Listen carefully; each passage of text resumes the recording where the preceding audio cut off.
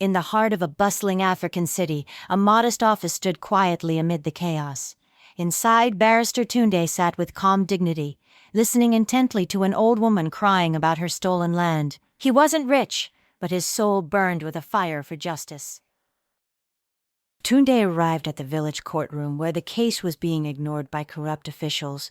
The land thief, backed by power, laughed with arrogance, but Tunde stood tall, his voice slicing through the silence. "Justice is not for sale," he thundered, causing the room to still with tension.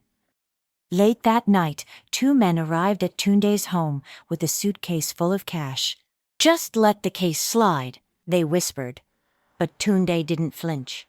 "Tell your master," he said coldly, "I don't trade my honor." He shut the door with silent defiance, his integrity unshaken.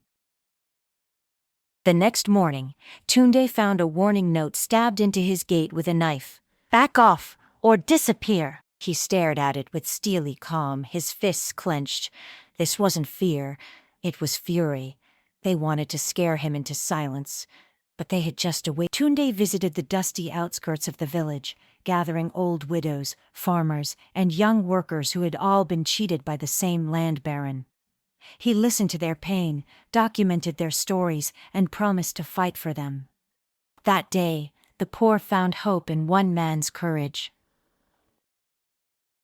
Tunde's office was broken into, files were torn, shelves overturned, and the evidence he had collected was gone. He stood in the wreckage, breathing deeply. This wasn't just an attack on property, it was a warning. But Tunde, now more determined than ever, began to rebuild from memory and truth. As news spread of Tunde's stand, other honest lawyers and retired judges quietly reached out. In a dim cafe corner they met in secret, sharing documents, strategy, and courage. "You are not alone," one whispered. That night, a silent alliance was formed, one that would shake the foundations of corruption. In the packed courtroom, gasps echoed as a retired land official stepped forward unexpectedly. "I forged the documents, under pressure," he confessed. The judge leaned forward, stunned. Tunde's calm eyes met the prosecutor's. He hadn't expected this witness, but truth has a way of showing up when courage stands firm. The land baron, once untouchable, sat in silence as evidence and testimonies piled up. His smirk faded as the judge ordered a full investigation. Outside the court, villagers waited, hopeful. Justice was no longer a dream, it was unfolding. Tunde stepped out, and cheers erupted. A giant had finally fallen. Journalists crowded around Tunde outside the courthouse. Microphones pressed near his face, cameras flashing. "Why risk your life?" one asked. Tunde answered calmly, "Because the law should protect the weak, not shield the wicked." His words echoed through media channels, igniting national conversation about justice, truth. Inspired by Tunde's bravery, young law students gathered at universities across the country discussing ethics and justice. Some formed clubs in his name, vowing to defend the powerless. Tunde, invited to speak, told them the law is a sword and a shield. Use it to protect, not to oppress. In a shadowy mansion, powerful men gathered. Furious over their losses, they whispered plans to discredit Tunde. "Ruin his name, fabricate scandals," one said. They feared not the law, but the man who made it work. Outside their gates, a single figure watched, one of Tunde's allies.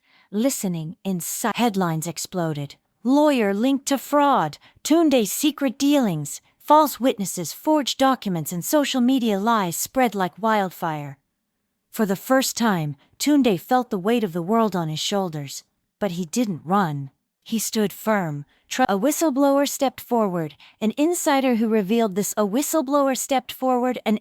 that dragged his name now praised his integrity. In a live broadcast, he said, "Truth may bend, but it doesn't break." His name was restored, his fight stronger than ever. Years later, Tunde walked through the community center named after him.